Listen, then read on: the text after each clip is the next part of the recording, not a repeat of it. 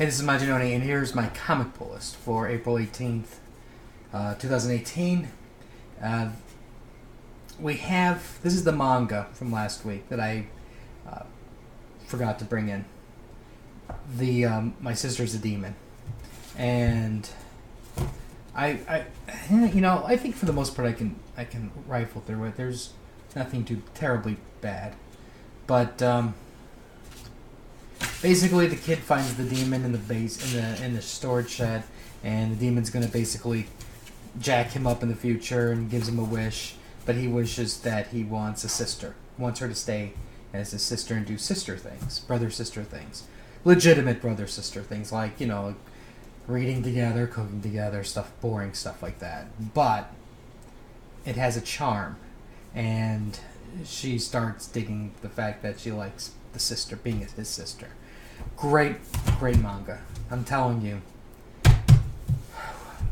this is worth a buy. By far. Worth it. Alright, Batman. This is not worth a buy. 45. Great cover, though.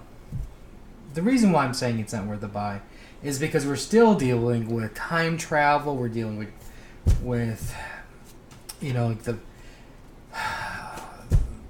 the fake Batman, because the whole world got turned upside down.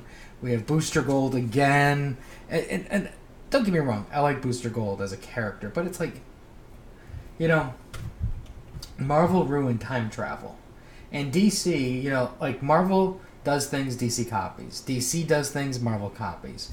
So it's really no surprise to me when I see DC just diving into the deep end with time travel and whatnot. But in this world, it's like Bruce Wayne he's not Batman, his parents are still there. And it's rubbish. I mean, it really is just rubbish. And the reason why I'm saying it's rubbish is, how many times did they end the fake Batman nonsense? And then, oh, wait a second, you have a wedding coming up. So instead of doing the wedding, let's just keep throwing time travel, let's keep doing all this other gibberish. Stuff that doesn't matter. I mean, it really just doesn't. You can just put this just end it. One shot done. It's ridiculous. It's basically, you have like a hot dog, and you eat it, but you say, but then you throw it up so you can eat it again and again. And that's what this is. It's the same story. We're not going to finish it. We're going to make it look like we're finished. And then we'll just go into something different, and we'll swerve you. Because, we think that you'll be, when you see this image of Hal Jordan killing himself, you're going to go, wow, that compels me. It's interesting, and I'm going to buy it. But it's not compelling. It's not interesting. It's like, immediately it's not even the correct universe type thing. Because this nonsense would never happen. It's ridiculous. And I'm getting tired of these incomplete stories that, it's gibberish. I just finish the wedding and get done with it, and we can go into something else. You know what I mean? And granted, you don't even have to necessarily do the wedding next week, or the next issue.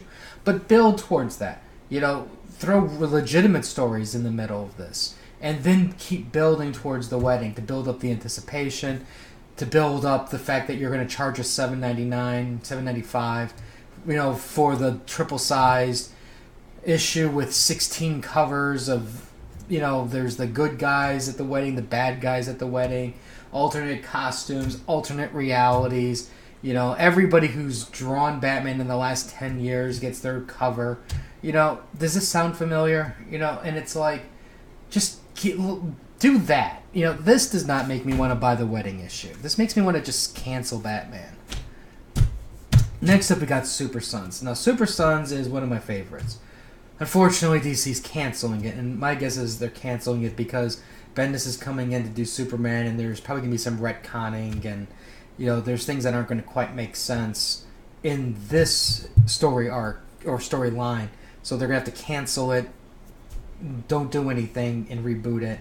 Either that, or else they're paying Bendis way too much money and they have to fire people. I don't know. Who knows? I don't think that's what it is. because like it's like I have inside information, right? Please, the only thing I get is I'm a Nigerian prince, and he needs help getting his money out of the country. That's the type of emails I get. But anyways, there's a loose end that they have to tie up, and it's Kid Mesmo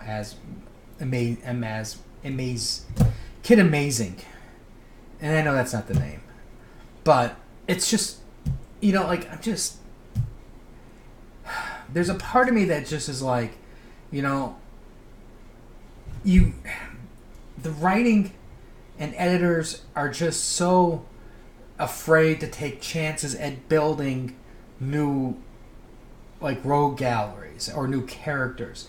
It's like everything has to be based on the Trinity type thing. If it's Batman, then if he needs a companion, it's going to be somebody who's dressed as a Batman type thing, or a Bat Knight, or darker Batman, or Canary Bird Batman. They're going to do something like that ties it directly into the character. Same thing with Flash. It's like, how many Flash... I mean, Flash used to be a unique hero. But it's like you walk into a 7-Eleven and you go get your Slurpee, and instead of taking cherry, you're picking Flash powers. And it's the same thing with the villains. There's already an established villain, who's very powerful, who can take out the Justice League. And, oh, wait a second, we can't, we're just going to copy that and turn him into a kid. So this way these two people can handle it, type thing. It's like, you can't get a good idea and create something fresh, type. I just don't understand it. And that's why I'm a little bit sour about this issue, because, it's like the lack of creativity is just, insane.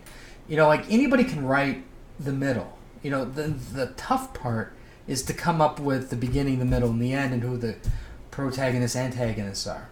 That's the hard part. Coming up with something creative, a twist. But it's the same crap every single time. And it's like, it's 15 issues, and you're already going back to the well again, type thing. And it's like, show me something different. Show me a different villain. Oh, and we're going to have to raise the stakes because he took out the Justice League. And I'm like, really? Please. It's like, and we know what's going to happen. The Justice League is going to break out at the last minute and save the day. Or actually, they won't save the day. It's going to be these two kids who are going to save the day because it's called Super Sons and not Justice League.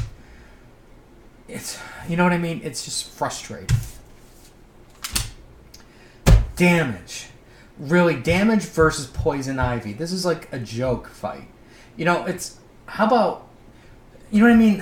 Why would anybody... Alright, I get why people want to see Poison Ivy. I get that part of it. I get why people would want to draw Poison Ivy. Guys would. I get that part too.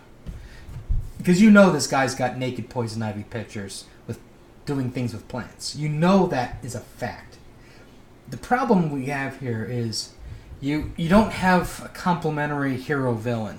Meaning, it's, coincidental, Damage in his human form needs a job, and somebody takes him to one of those spots where people pick up Mexicans and take them to work on the farm, for pennies. And so he gets involved in that, and lo and behold, here comes Poison Ivy. Really, Poison Ivy, I mean, don't these people talk to each other? Poison Ivy, she's done. I mean, she just finished a huge, or not really huge, but she just finished a Batman arc where she took over the world, and she's going to fight Damage. You know what I mean? It's like, Damage is super strong. His powers only last an hour. All she needs to do is just keep roping him up with vines. And then, and believe it or not, eventually he's not going to be able to break it. But, and his time is ticking, which, she doesn't know, but it's like ridiculous. She can hit him with chemicals. She can hit him with all this other poisons. He's done. It's worthless. This is a worthless fight. Why would you want to see... It's like this. Would you want to see the Hulk fighting a plant, or would you want to see the Hulk fighting the Abomination? That's what they need to do with Damage. Abomination. You need bigger, stronger villains. You want to see punches. When punches are thrown, buildings are falling down, mountains are collapsing. You know, you want to see that. You don't want to see him in a field full of vegetables fighting plants. Unfreaking! I'm telling you, it's just, you know, like if I was the editor, I would fire him. I'd first make him get me coffee, and I'd fire him because this is a ridiculous story arc. Ridiculous, you know. Geez, I don't know. Superman is going to fight a turtle, or he can fight, oh, I don't know, mongrel, you know, or oh, hey, Superman's going to fight a goldfish, or he can fight Doomsday. That's what that Damage book is. It's ridiculous. A plant. He's fighting plants, people. You know, plants. Then we get to the milestone issue. Action Comics 1000 with 1,000 different covers. They're charging $7.99. And to make matters worse, there's a good chance not every comic store is going to carry every single cover. That is the kicker.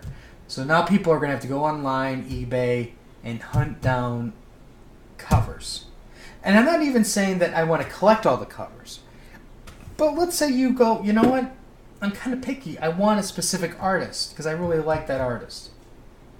And you're going to have to go online to find it. In some cases. Not all, but some. Ridiculous, right? Seriously. Anyways, this is basically granted, you know, this is a milestone issue, 1,000 copies, issues. You know, that's unheard of, right? And this is basically DC's celebration of Superman. You know, in that it's, there's multiple short stories, multiple different creators, artists. So you're getting a little slice of everything. Some stuff that looks a little bit older, some stuff that looks more modern. But, you know, it's basically DC tooting their horn and trying to do something special for the fans. But in reality, it's just a big, hey, you know, we don't want to do a story that matters. And I don't mean that in a negative way. You know, because this is like an issue where people are going to jump on just because they want the collectability that it's 1,000. You know, because there's going to be people out there who think that, hey, I have this issue, so I can send my kid to college in 20 years. But he forgets that they overprinted this stuff because, you know, DC allows returns. But overall, you know, your mileage is going to vary on this one. You're going to get some that you're going to go, hey, you know, that was really cool. And some that you're just going to go like, that was pretty crappy. And, you know, I don't know if this is really even worth $7.99. And I think part of the reason why I'm saying is even worth $7.99 is, I mean, yeah, you get a snazzier cover, paper quality, but, you know, realistically speaking, you know, you can buy a video game for $10, you know, PSN or Xbox One, or even hell, Steam sale, Humble Bumble. You know, you're going to get much more enjoyment out of this issue. That's what I'm saying. Is this really even worth $8? You know, $5.99. Okay, it's worth $5.99. But yeah, you know, I get it. They're charged. You know, there's a lot of bills to pay for this. You know, better paper, and they have to pay for all the different artists and stuff like that. And I'm sure they all have different page rates on top of that. It's okay. You know, I'm not going to say it's the greatest thing. Because it's not. You know, it's hit and miss. Some stories are good, some stories are bad. You know, so this is by your own risk. But it's issue 1000. So if you're a completist, you're looking for important issues, here you go. Anyways, that is the comic pool. Some reviews. I understand it's a bit salty today, but you know what? Superman fighting plants. That's what we have to work with today. Anyways, that's it for today. Let me know what you guys are looking forward to reading the most. Like, share. Well, more stuff later. And I just thought I might like to add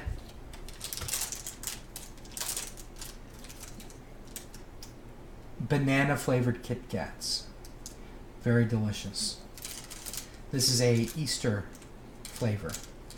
Limited edition. Very tasty. Very tasty. Anyways, we'll have more stuff later. So until next time.